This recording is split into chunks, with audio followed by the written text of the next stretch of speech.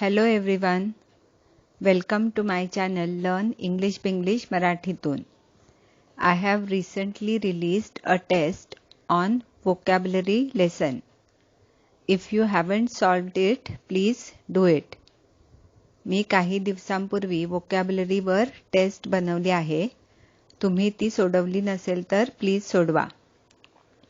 In the previous grammar video, we learnt about tenses with the be verbs. Today we will start with the simple present tense. We will learn to form affirmative sentences in the simple present tense. आपल्या आधीच्या grammar व्हिडिओमध्ये आपण काळांबद्दल शिकायला सुरुवात केली. ती बी म्हणजे असणे या क्रियापदाने केली. आज आपण सामान्य किंवा साधा वर्तमानकाळ सुरू करूया. आपण त्यातील सकारात्मक वाक्य बनवायला शिकू. As we learnt in that lesson, a verb shows action or a state of being. जसं आपण त्यात पाहिलं त्याप्रमाणे क्रियापद आपल्याला कोणती क्रिया चालू आहे किंवा एखादी गोष्ट कोणत्या स्थितीत आहे ते दर्शवते. We also learnt be verbs indicate a state of being.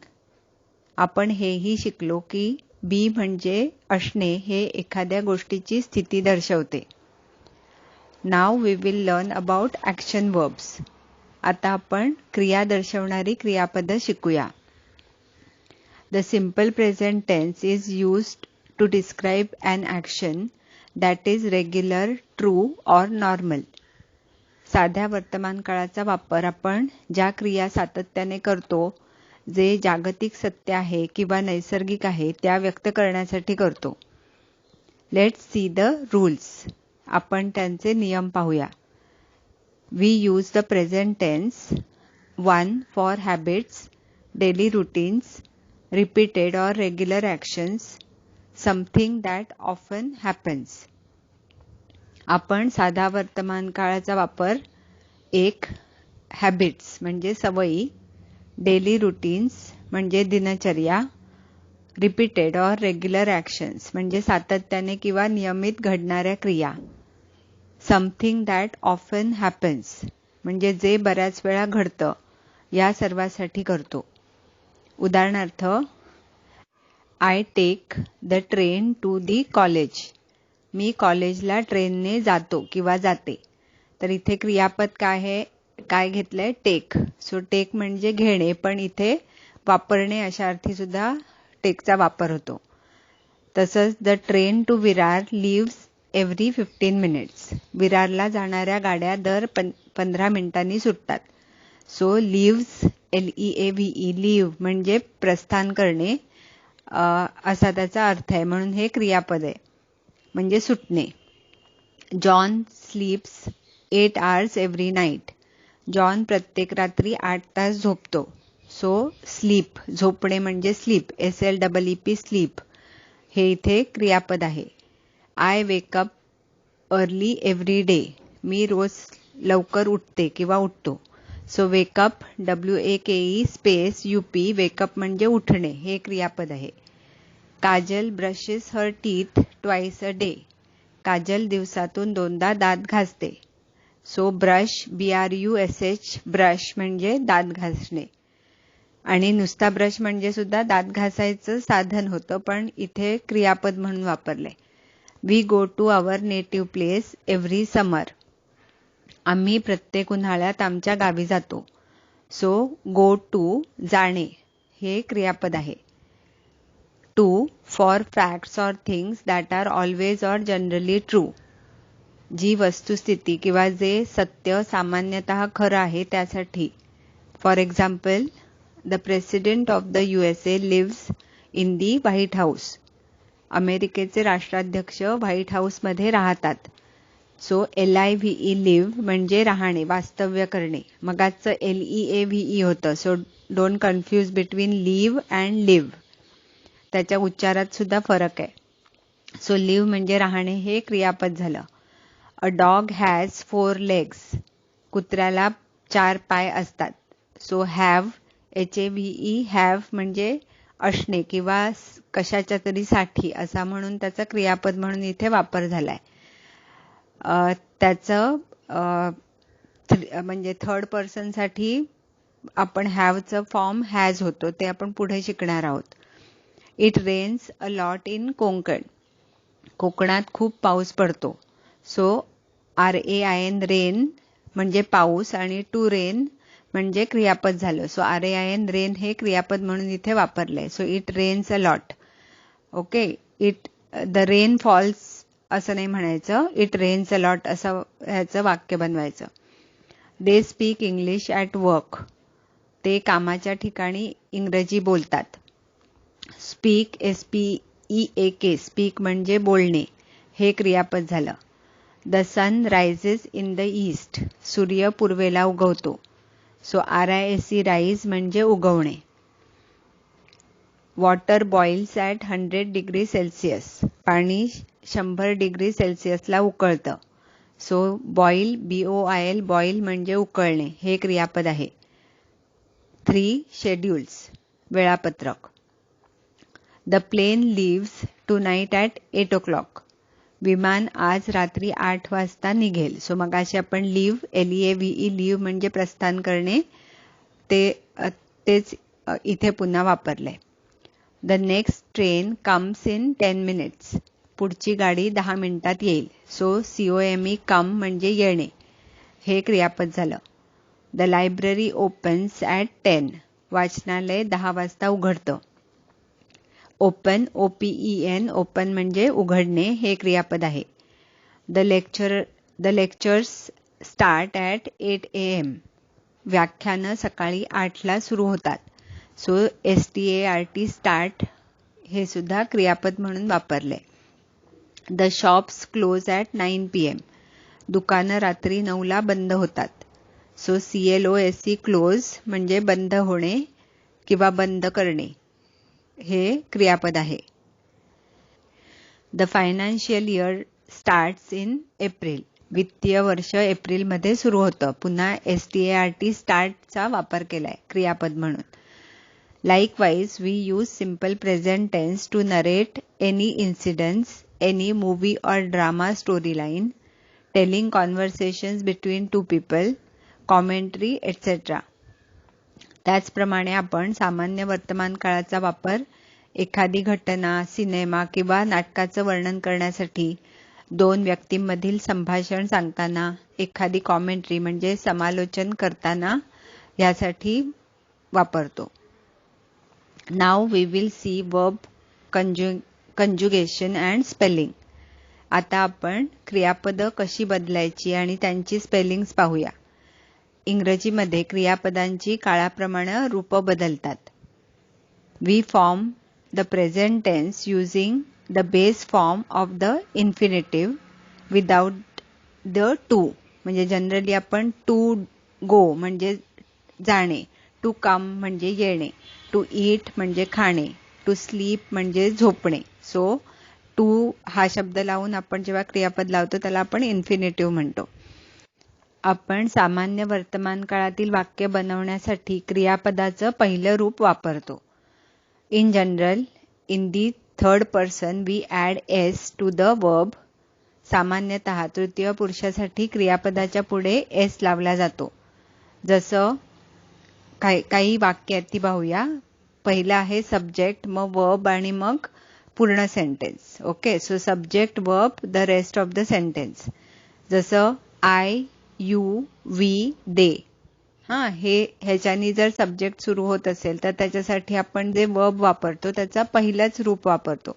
जसं I speak English at home. You speak English at home. We speak English at home. They speak English at home. Okay, म्हणजे to speak हे बोलणं ह्यासाठी क्रियापद वापरले.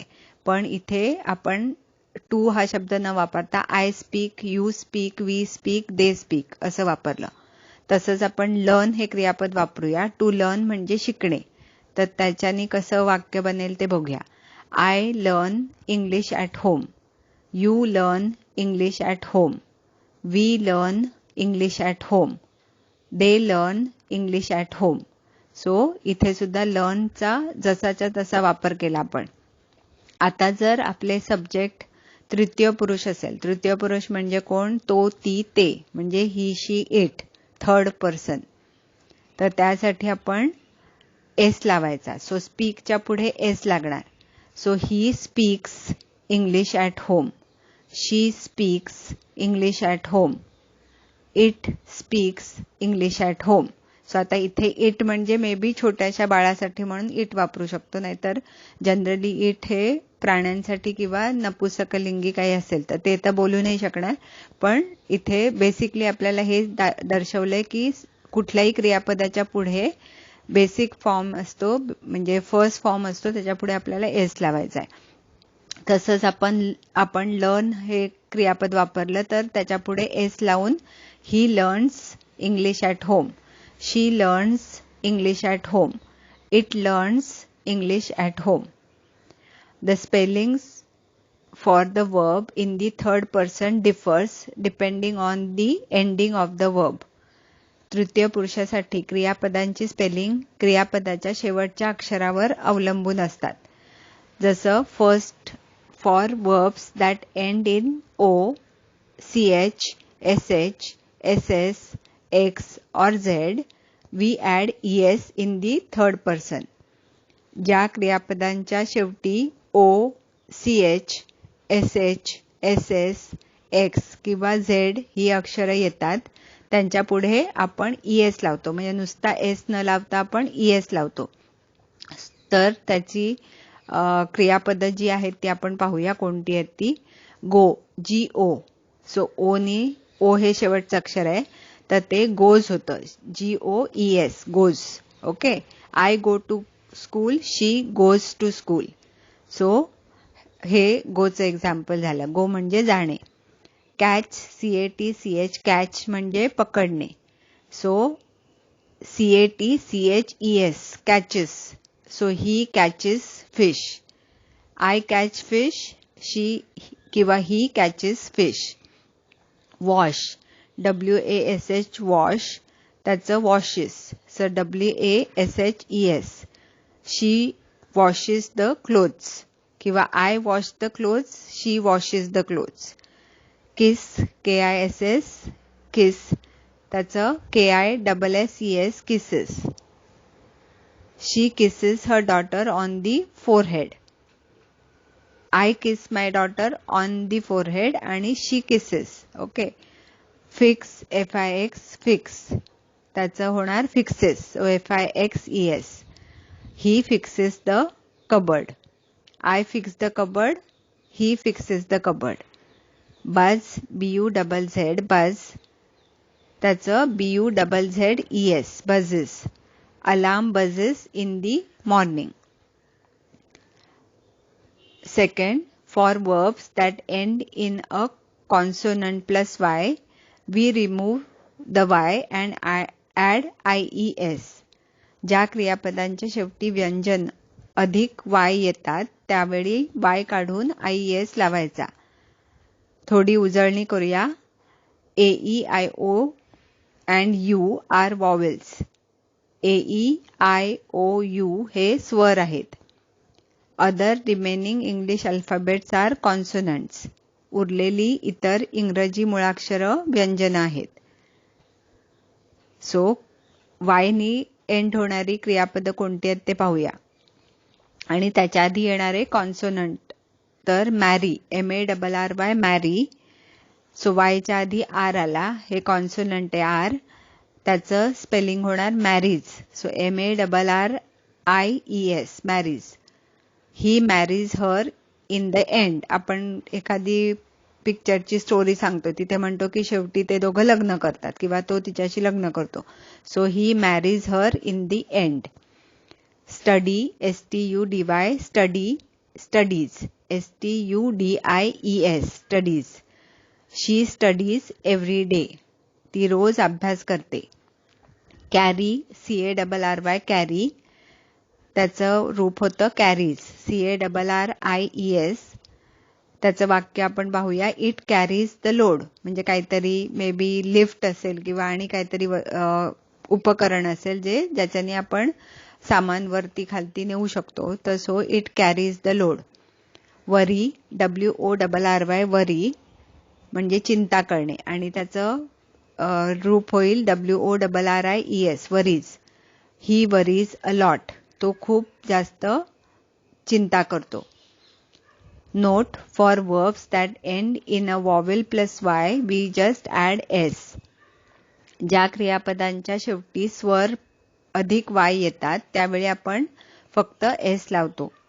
हा नियम आपण नामांची अनेक वचनं बनवताना सुद्धा शिकलो आहोत. म्हणजे दोन्ही कॉन्सोनंट प्लस y आणि वॉवेल प्लस y, जसं आपण नाउन्सचं प्लुरल बनवताना जो रूल आपण लक्षात ठेवलाय तोच इथे सुद्धा वापरला जातो. ह्याची काही वाक्य पाहूया. Play, PLAY, play. सो वायच्या आधी ए आला म्हणजे स्वर आला. सो त्याचं फक्त एस लावायचा. PLAYS, plays. He plays in the evening. तो रोज संध्याकाळी खेळतो. Enjoy, ENJOY, enjoy. त्याचं रूप होणार एन्जॉयज.